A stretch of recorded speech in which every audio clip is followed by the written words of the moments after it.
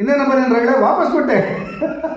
ಇದು ಇಂಥದ್ದೊಂದು ಅಂದ್ರೆ ನಾಳೆ ಯಾರೋ ಒಬ್ಬ ಆಕ್ರಮವಾಗಿ ಒಂದಿಷ್ಟು ಹಣ ಹೊಡಿತಾನೆ, ಅವನು ಪೊಲೀಸ್ ಹಿಡಿತಾರೆ, ಹಿಡಿದು ಕೂಡ ಅವನೇ ಹೇಳ್ತಾನೆ ಅಂದರೆ ನಾವು ವಾಪಸ್ ಕೊಟ್ಟಪ್ಪ, ಹಿಂಗೇನು ರಗಳೆ ವಾಪಸ್ ಕೊಟ್ಟೆ ಅಂದ್ರೆ ಈ ಯಾತಕ್ಕಾಗಿ ಮಹಾತ್ಮ ಗಾಂಧಿಯವರ ಹೆಸರನ್ನು ಪಕ್ಕಕ್ಕಿಟ್ಟು ಯಾತಕ್ಕಾಗಿ ರಾಮನನ್ನು ಪ್ರೊಜೆಕ್ಟ್ ಮಾಡಿದ್ದಾರೆ ಅನ್ನೋದ್ರ ಬಗ್ಗೆ ಪ್ರಾಮಾಣಿಕವಾಗಿರ್ತಕ್ಕಂಥ ಒಂದು ಎಕ್ಸ್ಪೆಕ್ಟೆಡ್ ಒಂದು ರಿಸಲ್ಟ್ ಅನ್ನು ನಾನು ಎಕ್ಸ್ಪೆಕ್ಟ್ ಮಾಡ್ತೀನಿ. ಬನ್ನಿ ಸರ್, ತಾವು ಮಹಾತ್ಮ ಗಾಂಧಿಯನ್ನು ಕಡೆಗಣಿಸ್ತಾ ಇದ್ದೀರಿ.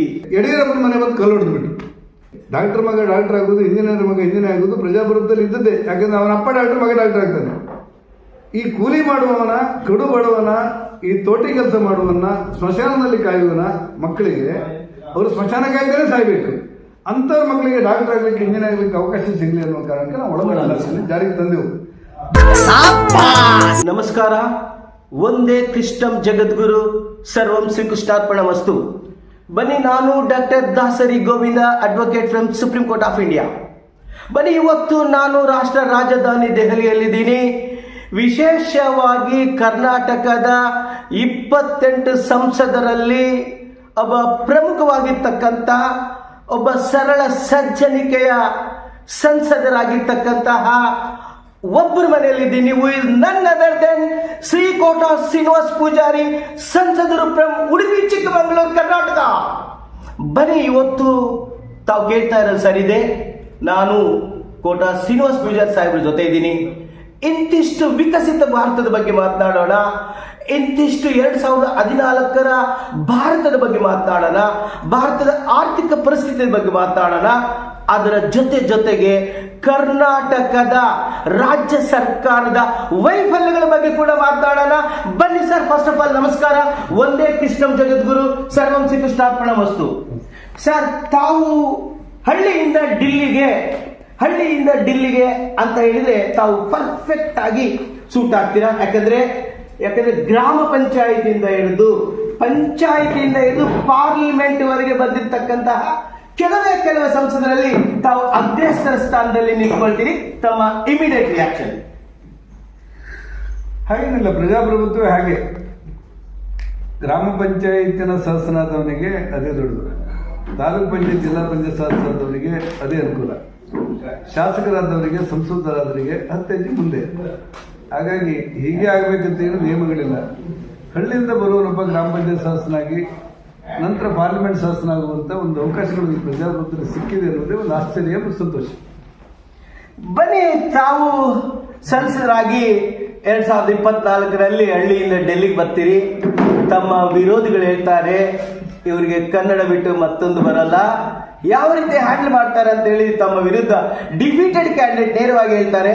ಏನಾದರೂ ತಾವು ಹಿಂದಿಯಲ್ಲಿ ಏನಾದರೂ ಇಷ್ಟು ಪ್ರಜಾಪ್ರಭುತ್ವದಲ್ಲಿ ಸೋತವರು ಗೆದ್ದವರು ನಡುವೆ ಚರ್ಚೆ. ಈ ಪೂರ್ಣ ಸರಿ ಇದ್ದವ ನನಗೆ ಯಾರು ಸಿಕ್ಕಿಲ್ಲ, ಇನ್ನು ಟೀಕೆಯಲ್ಲಿದ್ದವ, ಟೀಕೆಯನ್ನು ಎದುರಿಸ್ತಿದ್ದವ, ಜೀವಂತ ಇರುವ ರಾಜಕಾರಣಿ ಭಾರತ ದೇಶದಲ್ಲಿ ನಂಗೆ ಸಿಕ್ಕಿಲ್ಲ. ಎಲ್ಲರಲ್ಲಿ ಬೇರೆ ಟೀಕೆ ಇರುತ್ತೆ, ಟಿಪ್ಪಣಿ ಇರುತ್ತೆ, ಆರೋಪಗಳಿರುತ್ತೆ, ಪ್ರತ್ಯಾರೋಪಗಳಿರುತ್ತೆ. ಅದು ಪ್ರಜಾತಂತ್ರದ ಒಂದು ಸೊಬಗು. ಈ ಟೀಕೆಗಳು, ಟಿಪ್ಪಣಿಗಳು, ಆರೋಪಗಳು, ಪ್ರತ್ಯಾರೋಪಗಳು ಇವೆಲ್ಲವೂ ಕೂಡ ಪ್ರಜಾತಂತ್ರದಲ್ಲಿ ಒಂದು ಸೊಬಗು. ಕೊನೆಗೆ ಸತ್ಯಕ್ಕೆ, ನ್ಯಾಯಕ್ಕೆ ಎಲ್ಲರೂ ತಲೆಬೇಕಾದದ್ದು ಕೂಡ ಒಂದು ಚಂದ. ಹಾಗಾಗಿ ಯಾರಾದರೂ ಟೀಕೆ ಮಾಡ್ತಾರೆ. MP ಒಂದು ಕೆಲಸಗಳೇನು, ಅವನದೇ ಆದ ಕೆಲಸಗಳಿದೆ. ಭಾಷೆ ಸಮಸ್ಯೆಗಳು ಇದೆ ಅಂತ ನನಗೆ ಅನಿಸಿದ್ದು ಹೌದು ಮೊದಲು. ಆದರೆ ಪಾರ್ಲಿಮೆಂಟಲ್ಲಿ 23 ಭಾಷೆಗಳಿಗೆ ಪ್ರಾಧಾನ್ಯತೆ ಕೊಟ್ಟು ಅಲ್ಲಿಯ ತೃತೀಯ ವ್ಯವಸ್ಥೆಗಳಿದೆ ಟ್ರಾನ್ಸ್ಲೇಷನ್ ಮಾಡಲಿಕ್ಕೆ. ನೀವು ಕೇವಲ ಇಟ್ಕೊಂಡ್ರು ಕೂಡಲೇ ಹಿಂದಿಯವರಿಗೆ ಹಿಂದಿ ಆಗಿ ಕೇಳುತ್ತೆ, ಕನ್ನಡದವರಿಗೆ ಕನ್ನಡ ಆಗಿ ಕೇಳುತ್ತೆ, ತೆಲುಗವರಿಗೆ ತೆಲುಗು ಆಗಿ ಕೇಳುತ್ತೆ, ಮಲಯಾಳವರಿಗೆ ಮಲಯಾಳಿ ಆಗಿ ಕೇಳುತ್ತೆ, ಉರ್ದುವರಿಗೆ ಉರ್ದು ಆಗಿ ಕೇಳುತ್ತೆ, ಗುಜರಾತಿ ಭಾಷೆಯವರಿಗೆ ಗುಜರಾತಿ ಭಾಷೆ ಕೇಳುತ್ತೆ, ಹೀಗೆ ಅಸ್ಸಾಂ ಅವರಿಗೆ ಅಸ್ಸಾಮಿ ಭಾಷೆ ಕೇಳುತ್ತೆ. 23 ಭಾಷೆಗಳನ್ನ ತನ್ನಷ್ಟಕ್ಕೆ ತರ್ಜುಮೆ ಮಾಡಿಕೊಳ್ಳುವಂತ ಅವಕಾಶಗಳಿದೆ.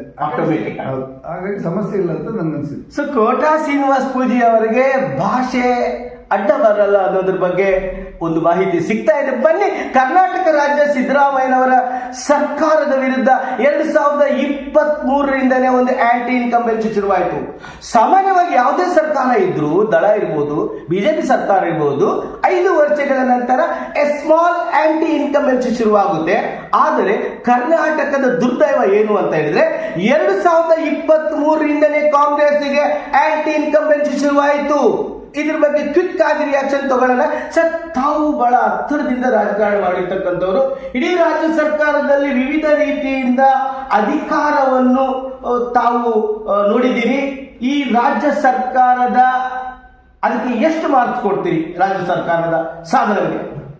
ಇಲ್ಲ, ಈ ಮಾರ್ಕ್ ಕೊಡೋದಕ್ಕಿಂತ ಪೆನ್ನಿ ಟಾಪ್ ಹಾಕಿ ಒಳಗೆ ಇಟ್ಕೊಳ್ಳೋದು ಒಳ್ಳೇದು. ಯಾಕಂದರೆ ತುಂಬ ಕೆಟ್ಟೋಗಿರುವಂಥ ಸರ್ಕಾರ. ಈ ಸಾರ್ವಜನಿಕ ಜೀವನದಲ್ಲಿ ರಾಮಕೃಷ್ಣ ಹೆಗಡೆಯವರು ಮೌಲ್ಯಾಧಾರಿತ ರಾಜಕಾರಣ ಮಾಡಿದರು ಅಂತ ನಾವು ಕೇಳಿದೆವು. ಯಾವುದೋ ಒಂದು ಸಣ್ಣ ವಿಚಾರಕ್ಕೆ ಸರಿಹರಿಸಿಲ್ಲ ಅನ್ನುವ ಕಾರಣಕ್ಕೆ SM ಕೃಷ್ಣರವರು ಮಂತ್ರಿಗಳ ರಾಜೀನಾಮೆ ತಗೊಂಡಿದ್ದರು. ಎಲ್ಲ ಘಟನೆಗಳ ನಡುವೆ ಇವತ್ತಿನ ಸಿದ್ದರಾಮಯ್ಯನವರ ಸರ್ಕಾರ ವಿಮರ್ಶೆ ಮಾಡಲಿಕ್ಕೂ ಆಗದಿರುವಷ್ಟು ಕೆಟ್ಟ ಆಡಳಿತವನ್ನು ಕೊಡುತ್ತೆ. ರಾಜಕಾರಣದಲ್ಲಿ ಸ್ವಲ್ಪ ಆದರೂ ಸಂಕೋಚ ಇರಬೇಕು, ಸೌಜನ್ಯ ಇರಬೇಕು, ಮತ್ತು ಸಣ್ಣ ಪುಟ್ಟ ಸರಳವಾಗಿ ಮತ್ತು ಸ್ಪಷ್ಟವಾಗಿ ಹೇಳೋದಾದರೆ ಪ್ರಜಾಪ್ರಭುತ್ವದಲ್ಲಿ ರಾಜಕಾರಣಿಗಳಿಗೆ ನಾಚಿಕೆ ಇರಬೇಕು. ಅದು ಯಾವುದೂ ಈ ಸರ್ಕಾರಕ್ಕೆ ಇದೆ ಅಂತ ನನಗೆ ಅನಿಸಿಲ್ಲ. ಅದೇನು ವೈಯಕ್ತಿಕ ಟೀಕೆ ಅಲ್ಲ. ನಾನೇ ಸಿದ್ದರಾಮಯ್ಯನವರಿಗೆ ಬಂದು ಹೇಳಿದೆ, ಇಷ್ಟೆಲ್ಲ ನಿಭಾಯಿಸ್ಕೊಂಡು ನೀವು ಹೇಗೆ ಮಾಡ್ತೀರಿ ಅಂತ ನಾನೇ ಕೇಳಿದೆ. ವೈಯಕ್ತಿಕವಾಗಿ ಅವ್ರಿಗೆ ನಮಗೇನು ವ್ಯಕ್ತಿಗತ ದ್ವೇಷ ಇಲ್ಲ. ಅವರು ಮುಖ್ಯಮಂತ್ರಿಗಳಾಗಿದ್ದಾಗ ನಾನು ವಿರೋಧ ಪಕ್ಷ ನಾಯಕನಾಗಿದ್ದೆ. ಹಾಗಾಗಿ ಅವ್ರ ಜೊತೆ ಮಾತಾಡುವಾಗ ನನಗೇನು ಭಾಳ ದೊಡ್ಡದು ಅನಿಸೋದಿಲ್ಲ. ನಾನು ಹೇಳಿದಾಗ ಅವರು ಉತ್ತರ ಕೊಡೋದಿಲ್ಲ, ಮತ್ತು ಅವರು ಕೂಡ ಇದರಲ್ಲಿ ಸಂಕಟದಲ್ಲಿ ಸಿಕ್ಕಿದ್ದಾರೆ ಏನೋ ಅನ್ನೋಷ್ಟರ ಮಟ್ಟಿಗೆ ಅವರ ಸಚಿವ ಸಂಪುಟದ ವರ್ತನೆಗಳೆಲ್ಲ ನನಗೆ ತೋರಿಬಿಡುತ್ತೆ. ಮಾತೆತ್ತಿದ್ರೆ ಕೇಂದ್ರ ಸರ್ಕಾರವನ್ನು ಬೈಲಿಕ್ಕೆ ಸಾಧ್ಯ ಇಲ್ಲದಿದ್ದಾಗ ಪ್ರಧಾನಮಂತ್ರಿಯವರು ಕೋಟಿನ ಬಗ್ಗೆ ಮಾತಾಡೋರು ಒಬ್ಬ ಮಂತ್ರಿ, ಮತ್ತಾರೋ ಮಂತ್ರಿ ವಿಧಾನಸೌಧದಲ್ಲಿ ಇದ್ದುಕೊಂಡು ಏಕವಚನದಲ್ಲಿ ಪ್ರಧಾನಮಂತ್ರಿಯನ್ನು ಕರೆಯೋರು, ಮತ್ತಾರೋ ಒಬ್ಬ ಸದಸ್ಯ ಕೌನ್ಸಿಲಲ್ಲಿ ಇದ್ದುಕೊಂಡು ದೇಶದ ಪ್ರಧಾನಿಯನ್ನು ವಿಶ್ವಮೆಚ್ಚುವ ದೇಶದ ಪ್ರಧಾನಿಯನ್ನು, ಮನೆ ಮಠ ಬಂಧು ಬಳಗ ಹೆಂಡತಿ ಮಕ್ಕಳು ಯಾರ ಕಾಟು ಇಲ್ಲದಿರುವಂಥ ಒಬ್ಬ ಪ್ರಧಾನಿಯನ್ನು, ನನಗಿಂತ ನನ್ನ ಜಾತಿಗಿಂತ ನನ್ನ ಧರ್ಮಕ್ಕಿಂತ ನನ್ನ ದೇಶ ಮೊದಲು ಅನ್ನುವಂಥ ಒಬ್ಬ ಪ್ರಧಾನಿಯನ್ನು ದೇಶದ್ರೋಹಿ ಅಂತೇಳಿ ಕರೆಯೋರು. ಇಂಥ ಈ ವ್ಯವಸ್ಥೆಗಳಿದೆಯಲ್ಲ, ಇದನ್ನು ಊಹೆ ಮಾಡಲಿಕ್ಕೂ ಸಾಧ್ಯ ಇರುವಷ್ಟರ ಮಟ್ಟಿಗೆ ಕರ್ನಾಟಕದ ವಿಧಾನಮಂಡಲ ಇದೆ. ಅತ್ಯಂತ ನೋವಿನ ವಿಚಾರ ಏನಂತ ಹೇಳಿದರೆ, ಈ ಪ್ರಜಾಪ್ರಭುತ್ವದ ದೇಗುಲ ಯಾವುದು ಕೇಳಿದರೆ ಪಾರ್ಲಿಮೆಂಟು ಮತ್ತು ವಿಧಾನಸೌಧ. ಕೆಂಗಲ್ ಹನುಮಂತ ಎನ್ನುವಂಥ ಒಬ್ಬ ರಾಷ್ಟ್ರಭಕ್ತ ಸ್ವತಂತ್ರ ಹೋರಾಟಗಾರ ಈ ವಿಧಾನಸೌಧವನ್ನು ಕಟ್ಟಿದ್ರು ಅನ್ನೋ ಸುದ್ದಿ. ಆ ಕೆಂಗಲ್ ಹನುಮಂತಯ್ಯನವರು ಒಬ್ಬ ರಾಷ್ಟ್ರಭಕ್ತ ಕಟ್ಟಿರುವಂಥ ವಿಧಾನಸೌಧದಲ್ಲಿ ಲೆಕ್ಕಾಚಾರದಲ್ಲಿ ಚುನಾವಣೆ ಗೆದ್ದಾಗ ವಿಧಾನಸೌಧದೊಳಗೆ ಪಾಕಿಸ್ತಾನಕ್ಕೆ ಜೈ ಅಂತ ಹೇಳುವ ಮಟ್ಟಕ್ಕೆ ಕಾಂಗ್ರೆಸ್ಸಿನ ಮುಖಂಡರು ಬಂದುಬಿಟ್ಟಿದ್ದಾರೆ ಅಂತ ಹೇಳಿದರೆ ಇನ್ನು ಏನು ವಿಮರ್ಶೆ ಮಾಡಲಿಕ್ಕೆ ಸಾಧ್ಯ ಇದೆ? ಯಾರಿಗೋಸ್ಕರ ಈ ನಮ್ಮ ಸೈನಿಕರು ಪ್ರಾಣ ಬಿಡ್ತಾರೋ ಆ ಜನ ನಾವು ನಿಂತುಕೊಂಡು ನೆಮ್ಮದಿಯಲ್ಲಿದ್ದು ವಿಧಾನಸೌಧದಲ್ಲಿ ನಾವು ಗೆದ್ದಿರುವ ಅಹಂಕಾರದಲ್ಲಿ ಪಾಕಿಸ್ತಾನಕ್ಕೆ ಜೈ ಅನ್ನುವಂಥ ಮಟ್ಟಕ್ಕೆ ಬಂದುಬಿಟ್ರೆ ಇನ್ನು ಏನು ಉಳಿದಿದೆ ಅನ್ನೋ ಚರ್ಚೆಗಳು ಆಗಬೇಕಾಗತ್ತೆ. ನನಗನ್ಸಿತ್ತು ಸಿದ್ದರಾಮಯ್ಯನವರು ಕೆಂಡಾಗ್ತಾರೆ, ಇಂಥ ಕೆಟ್ಟ ಘಟನೆ ನನ್ನ ವಿಧಾನಸೌಧದಲ್ಲಿ ನಾನು ಮುಖ್ಯಮಂತ್ರಿ ಆಗಿರುವಾಗ ಮಾಡುತ್ತಾರೆ, ಸಹಿಸೋದಿಲ್ಲ ನಾನು ಅಂತ ಹೇಳ್ತಾರೆ ಅಂತ ನಾನು ಅಂದ್ಕೊಂಡಿದ್ದೆ. ದುರಾದೃಷ್ಟಕ್ಕೆ ಕರ್ನಾಟಕದ ಎಲ್ಲ ಮುಖ್ಯಮಂತ್ರಿಗಳು ಸಹಮಂತ್ರಿಗಳು ಕೂಡ ಜೈ ಎಂದವ್ರ ಬಗ್ಗೆ ಬೆಂಗಾವಲಿಗೆ ನಿಂತಿದ್ದು ಇದಕ್ಕಿಂತ ದೊಡ್ಡ ನೋವಿನ ಸಂಗತಿ ಇಲ್ಲ ಅಂತ ನನಗನ್ಸುತ್ತೆ. ಹಾಗಾಗಿ ಸರ್ಕಾರಕ್ಕೆ ಮಾರ್ಕ್ ಕೊಡೋದ್ರಲ್ಲೇ ಅರ್ಥ ಇಲ್ಲ.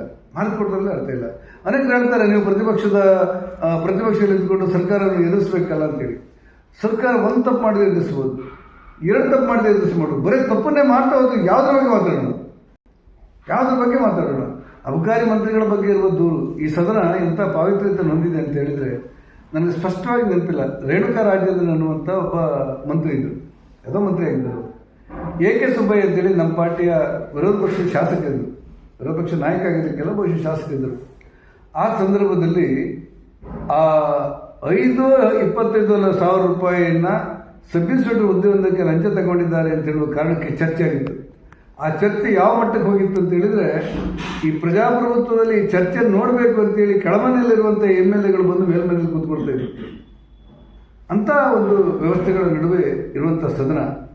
ಆ ರೋಲೆಕ್ಸ್ ವಾಚ್ ಪ್ರಕರಣದಲ್ಲಿ AK ಸುಬ್ಬಯ್ಯನವರು ಬೊಮ್ಮಾಯಿಯವರು ಮಾಡಿರುವಂಥ ಹೋರಾಟದ ಹಿನ್ನೆಲೆಯಲ್ಲಿ ಸ್ವತಃ ಅವತ್ತಿನ ಮಂತ್ರಿಗಳು ಕೊಟ್ಟಂಥ ರಾಜೀನಾಮೆ, CM ಇಬ್ರಾಹಿಂ ಅವರು ಕೊಟ್ಟಿರುವಂಥ ರಾಜೀನಾಮೆ, ಇದೆಲ್ಲ ಊಹೆ ಮಾಡಿಕೊಂಡ್ರೆ ಇವತ್ತು ನೀವು ತಲೆ ಕತ್ತರಿಸ್ಕೊಂಡ್ರೆ ಯಾರು ಮಾತಾಡೋದಿಲ್ಲ. ನೀವು ಏನು ಬೇಕಾದ್ರೂ ಮಾಡಿ, ಇಲ್ಲ ನಾಚಿಕಿಲ್ಲ, ಸಂಕೋಚವಿಲ್ಲ, ನೀನು ಯಾಕಪ್ಪ ಈ ರೀತಿ ಮಾಡಿದೆ ಕೇಳೋದಿಲ್ಲಪ್ಪ ಹಾಗೆ ಮಾಡಿದೆ ಅಂತ ಹೇಳುವಂಥ ಮಟ್ಟದ ಮಾತು. ಹಾಗಾಗಿ ಇದನ್ನು ಚರ್ಚೆ ಮಾಡಲಿಕ್ಕೆ ಸಾಧ್ಯ ಆಗದಿರುವಷ್ಟು ಬಂಡತನಕ್ಕೆ ಒಂದು ಸರ್ಕಾರ ಇದೆ. ಈ ಶಬ್ದವನ್ನು ಉದ್ದೇಶಪೂರ್ವಕವಾಗಿ ಬಳಸ್ತೇನೆ, ಬಂಡತನಕ್ಕೆ ಸರ್ಕಾರ ಉಳಿಬಿಟ್ಟಿದೆ ಅಂತ. ಇದು ಒಂದು ಬಂಡ ಸರ್ಕಾರ, ಇದಕ್ಕೆ ಮಾರ್ಕ್ಸ್ ಕೊಡೋದ್ರಲ್ಲಿ ಅರ್ಥ ಇಲ್ಲ ಅಂತ ಹೇಳ್ತಾ ಇದ್ದಾರೆ. ಆದರೆ ಮುಡಾ ಹಗರಣದಲ್ಲಿ ಸಾಕ್ಷಾತ್ ಈ ರಾಜ್ಯದ ಮುಖ್ಯಮಂತ್ರಿಗಳೇ ಹೊಂದಿರುವುದರಿಂದ ಈ ರಾಜ್ಯ ಸರ್ಕಾರದ ವಿರುದ್ಧ ಭಾರತೀಯ ಜನತಾ ಪಕ್ಷ ಯಾವ ರೀತಿ ಜನರ ಮಧ್ಯದಲ್ಲಿ ಈ ಸಬ್ಜೆಕ್ಟ್ ತಗೊಂಡು ಹೋಗ್ತಾ ಇದೆ ಅನ್ನೋದ್ರ ಬಗ್ಗೆ ಕೂಡ ಪಾರ್ಟಿಯ ಯಾಂಗಲ್ಲಿ ಇಂತಿಷ್ಟು ರಿಯಾಕ್ಷನ್ ತಗೊಳ್ಳೋಣ. ಸರ್, ತಾವು ವಿರೋಧ ಪಕ್ಷದಲ್ಲಿದ್ದೀರಿ ಕರ್ನಾಟಕದಲ್ಲಿ. ತಮ್ಮ ಪಕ್ಷ ಭಾರತೀಯ ಜನತಾ ಪಕ್ಷ ನಿಮಗೆ ಒಂದು ಶಕ್ತಿಯಾಗಿ ಕೂಡ ದಳ ಕೂಡ ಇದೆ. ಸ್ವತಃ ಮುಡಾ ಹಗರಣದಲ್ಲಿ ಸಾವಿರಾರು ಕೋಟಿ ಹಗರಣ ಆದರೆ ಮುಖ್ಯಮಂತ್ರಿ ತನ್ನ ಕುಟುಂಬವೇ A1 ಇದೆ. ಆದರೂ ಕೂಡ ಜನರಿಗೆ ತಲುಪಿಸೋದ್ರಲ್ಲಿ ಭಾರತೀಯ ಜನತಾ ಪಕ್ಷ ಅಬ್ಸಲ್ಯೂಟ್ ಆಗಿ ಫೇಲ್ಯೂರ್ ಆಗಿದೆ ಅನ್ನೋದ್ರ ಬಗ್ಗೆ ಇಂತಿಷ್ಟು ಚರ್ಚೆ ನಡೀತಾ ಇದೆ. ಇಲ್ಲ, ಫೇಲಿಯರ್ ಆಗಿದೆ ಅಂತ ಜನ ಭಾವಿಸಿರ್ಬೋದು. ಹಾಗೆ ಭಾವಿಸಲಿಕ್ಕೆ ಅರ್ಥ ಇದೆ. ರಾಮಕೃಷ್ಣ ಹೆಗಡೆ ಅವರು ಮುಖ್ಯಮಂತ್ರಿಗಳಾಗಿದ್ದಾಗ ಟೆಲಿಫೋನ್ ಕದ್ದಾಲಿಕೆ ಆರೋಪ ಬಂತು. ಅವಾಗ ಒಂದು ಚರ್ಚೆ ಬಂತು. ಏನಂದ್ರೆ ಮಾಧ್ಯಮದಲ್ಲಿ ರಾಮಕೃಷ್ಣ ಹೆಗಡೆ ಅವರು ಟೆಲಿಫೋನ್ ಕದ್ದಾಲಿಕೆಯನ್ನು ಮಾಡಲಿಕ್ಕೆ ಆದೇಶ ಮಾಡಿಲ್ಲ, ಆದರೆ ಟೆಲಿಫೋನ್ ಕದ್ದಾಲಿಕೆ ಆಗಿದ್ದು ಅವರ ಸರ್ಕಾರದ ನೇತೃತ್ವದಲ್ಲಿ ಅಂತ ಹೇಳಿದಾಗ ರಾಮಕೃಷ್ಣ ಹೆಗಡೆ ಅವರು ರಾಜೀನಾಮೆ ಬಂದು ಬಿಸಾಡಿಬಿಟ್ರು.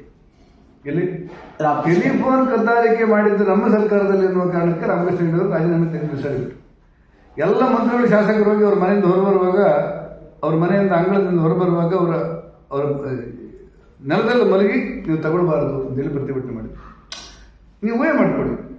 ನಾನು SM ಕೃಷ್ಣ ಬಗ್ಗೆ ಯಾರೋ ಒಬ್ಬ ಮಡಿಕೇರಿ ಒಬ್ಬ ಮಿನಿಸ್ಟರ್ ಇದ್ರು. ಆಗ SM ಕೃಷ್ಣರ ಬಗ್ಗೆ ಅವರೇನು ಹೇಳ್ತಾರೆ ಅಂದರೆ, ಆ ಮಂತ್ರಿ ಎಲ್ಲೋ ಭೂಕಂಪ ಆಗುತ್ತೆ, ಭೂಕಂಪ ಆಗಲಿಕ್ಕೆ ದೇವರು ಕೊಟ್ಟ ಶಿಕ್ಷೆ ಅಂತಾರೆ. ಅದರ ಆಡಿಯೋವನ್ನು ನೋಡಿದಂಥ SM ಕೃಷ್ಣ ರಾಜೀನಾಮೆ ತಗೊಳ್ತಾರೆ. ಇಂಥ ಮೌಲ್ಯಗಳನ್ನು ಪ್ರತಿಪಾದನೆ ಮಾಡಿರುವಂತ ನಮ್ಮ ಕರ್ನಾಟಕದಲ್ಲಿ ಸ್ವತಃ ಮುಖ್ಯಮಂತ್ರಿ ಆಗಿದ್ದವರೊಬ್ಬರು ಸೈಟಿನ ಆಕ್ರಮ ಆಗಿದೆ ಅಂತ ಹೇಳಿದಾಗ ವಾಪಸ್ ಕೊಟ್ಟೆ. ಇನ್ನೇನಪ್ಪ ರಗಳೆ ವಾಪಸ್ ಕೊಟ್ಟೆ. ಇದು ಇಂಥದ್ದೊಂದು ಅಂದ್ರೆ ನಾಳೆ ಯಾರೋ ಒಬ್ಬ ಆಕ್ರಮವಾಗಿ ಒಂದಿಷ್ಟು ಹಣ ಹೊಡಿತಾನೆ, ಅವನು ಪೊಲೀಸರು ಹಿಡಿತಾರೆ. ಹಿಡಿದು ಕೂಡ ಅವನೇ ಹೇಳ್ತಾರೆ ಅಂದರೆ ನಾವು ವಾಪಸ್ ಕೊಟ್ಟಪ್ಪ, ಹಿಂಗೇನು ವಾಪಸ್ ಕೊಟ್ಟೆ. ಅಂದರೆ ಈ ಪ್ರಜಾಪ್ರಭುತ್ವದಲ್ಲಿ ಪ್ರಧಾನಮಂತ್ರಿ ಆಗಿದ್ದವರು, ಮುಖ್ಯಮಂತ್ರಿ ಆಗಿದ್ದವರು, ಮಂತ್ರಿಗಳಾಗಿದ್ದವರು, ಶಾಸಕರಾಗಿದ್ದವರು, MP ತಪ್ಪು ಮಾಡಿ ಅದಕ್ಕೇನು ಶಿಕ್ಷೆಯನ್ನು ವಾಪಸ್ ಕೊಟ್ರೆ ಇದು ಯಾರ ಹತ್ರ ಚರ್ಚೆ ಮಾಡ್ಬೇಕು? ಇದನ್ನ ಕಾನೂನು ಪದವೀಧರ ಸಿದ್ದರಾಮಯ್ಯನು ಪ್ರಜಾಪ್ರಭುತ್ವ ಮೌಲ್ಯಗಳನ್ನು ಪ್ರತಿಪಾದನೆ ಮಾಡ್ತೇನೆ ಅಂತೇಳಿ ಆರ್ಭಟ ಮಾಡೋದು. ಅವರೇ ಏನು ಮಾಡಿಬಿಟ್ರೆ, ಈಗ ಈ ಸಂತೋಷ್ ಹೆಗ್ಡೆ ಅವರು ಮನೆ ಮಾತಾಡಿದ್ರು, ಎಷ್ಟು ಮಟ್ಟಿಗೆ ಕೆಟ್ಟೋಗಿದೆ ವ್ಯವಸ್ಥೆ ಅಂತ ಹೇಳಿದರೆ,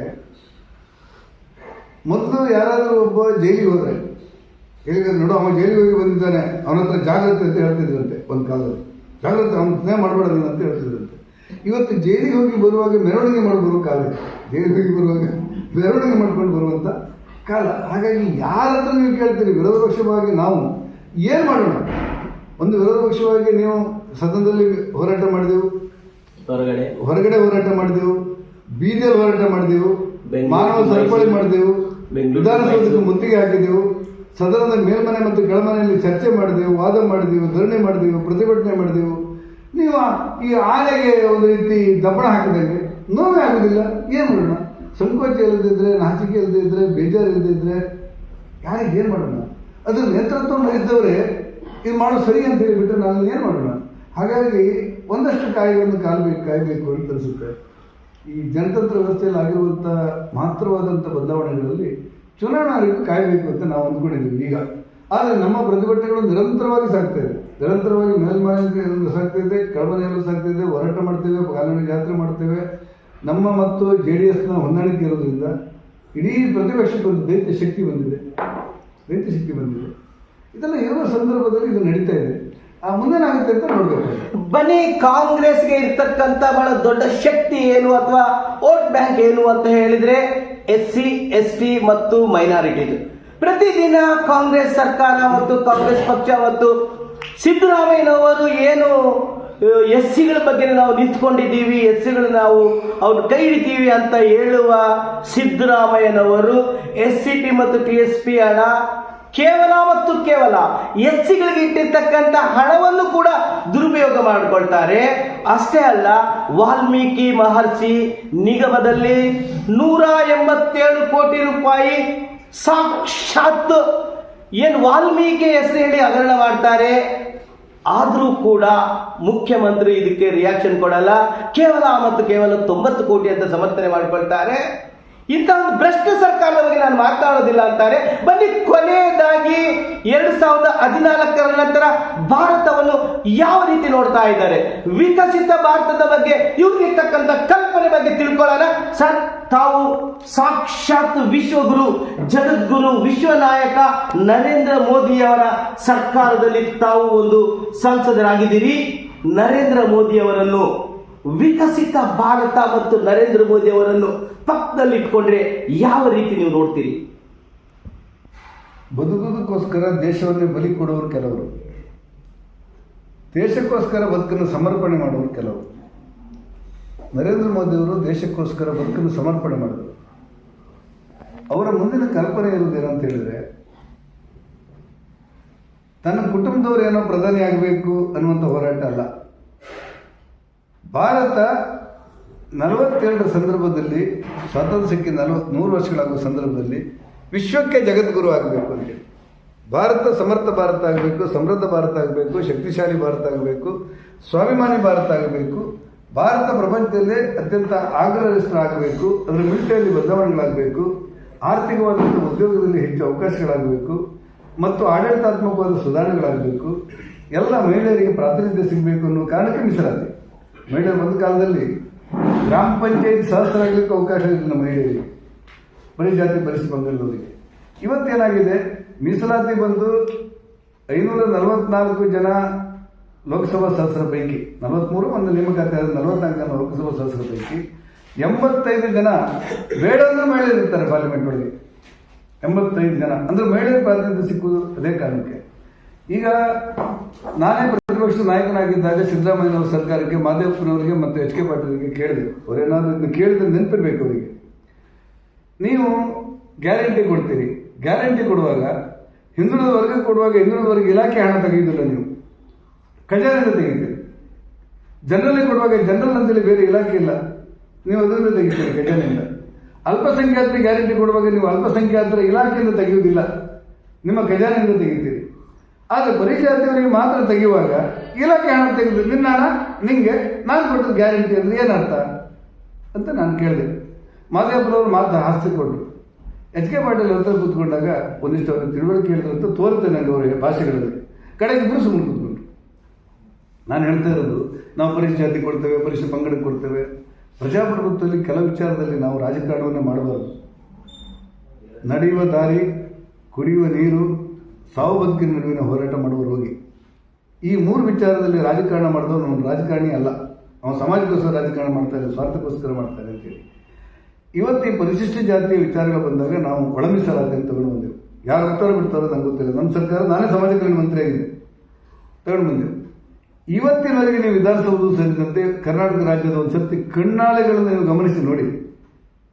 IAS ಮಗ IAS ಆಗ್ತಾ ಇದ್ದಾನೆ, KS ಮಗ KSN ಆಗ್ತಾ ಇದ್ದಾನೆ, AC ಮಗಳು AC ಆಗ್ತಾಳೆ, DC ಮಗ DC ಆಗ್ತಾನೆ. ಯಾರು? ಬರೀ ಜಾತಿ. ಈ ಚರಂಡಿ ತೊಳೆಯೋನ ಮಗ, ಶೌಚಾಲಯ ಸರಿ ಮಾಡೋನ ಮಗ ಮತ್ತೇನೂ ಆಗಿಲ್ಲ, ಅದರಲ್ಲೇ ಮಿಸ್ ಆಯ್ತಾನೆ ಚರಂಡಿಯಲ್ಲಿ. ಹಾಗಾಗಿ ಒಂದೊಂದು ಜನ ಇದರಲ್ಲಿ ಮೀಸಲಾತಿ ಬೇಕು. ಒಂದ್ಸರ್ತಿ ಆದವರಿಗೆ ಪ್ರಾತಿನಿಧ್ಯ ಸಿಗಲಿ, ಆದರೆ ಏನೂ ಇದ್ದವರಿಗೆ ಮೊದಲು ಪ್ರಾತಿನಿಧ್ಯ ಸಿಗಬೇಕು. ಈ ಗುಂಪುಗಳನ್ನು ಯಾರ್ಯಾರಿದ್ದಾರೆ ಅವರ ಗುಂಪುಗಳನ್ನು ನಿಮರಿಸಿ, ಆ 101 ಜಾತಿ ಇದೆಯಲ್ಲ ಆ ಎಲ್ಲ ಗುಂಪುಗಳಿಗೆ ವಿಂಗಡಿಸಿ, ಆ ಗುಂಪುಗಳಲ್ಲಿರುವಂಥ ಕಡು ಬಡವರಿಗೆ ಮೀಸಲಾತಿ ಪ್ರಥಮ ಪ್ರಾಶಸ್ತ್ಯ ಸಿಗಬೇಕು ಅಂತ ಹೇಳಿದ ಕಾರಣಕ್ಕೆ ನಮ್ಮ ಸರ್ಕಾರ ಇರುವಾಗ ನಾವು ಒಳ ಮೀಸಲಾತಿಯನ್ನು ಜಾರಿಗೆ ತಂದೆವು. ದುರಾದೃಷ್ಟಕ್ಕೆ ಒಳ ಮೀಸಲಾತಿಯನ್ನು ಜಾರಿಗೆ ತಂದೆವು. ಇವ್ರು ಏನು ಹೇಳಿದ್ರು ಅಂತ ಹೇಳಿದ್ರೆ, ಒಳ ಮೀಸಲಾತಿಯನ್ನು ರದ್ದು ಮಾಡಿದಂತ ಪ್ರಚಾರ ಕೊಟ್ಟರು. ಅಪಪ್ರಚಾರ. ಪಾಪ ಅವರೆಲ್ಲ ಬಂದು ಗೊತ್ತಿಲ್ಲದೆ ಯಡಿಯೂರಪ್ಪನ ಮನೆ ಬಂದು ಕಲ್ಲು ಹೊಡೆದ್ಬಿಟ್ಟು, ನಾವು ಮೀಸಲಾತಿಯನ್ನು ರದ್ದು ಮಾಡಲಿಕ್ಕೆ ಯಾರಿಗಾರು ತಲೆಗಿಟ್ಟಿಗೆ, ಮೀಸಲಾತಿ ಹಂಚಿಕೆ ಡಾಕ್ಟರ್ ಮಗ